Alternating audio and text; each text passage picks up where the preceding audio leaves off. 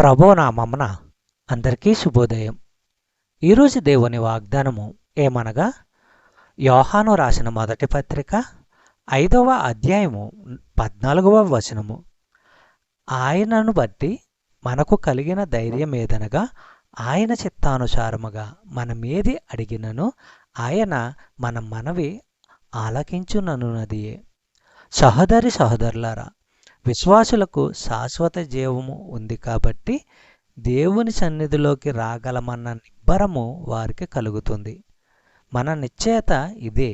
మన ప్రార్థనలు ఆయన చిత్తానికి అనుగుణంగా ఉంటే వాటన్నిటికీ ఆయన జవాబిస్తాడు.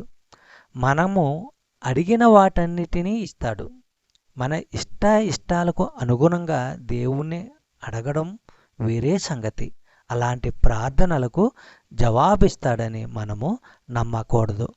చెప్పబడిన వాగ్దానము దేవుడు దీవించి ఆశీర్వదించును గాక. ఆమేన్.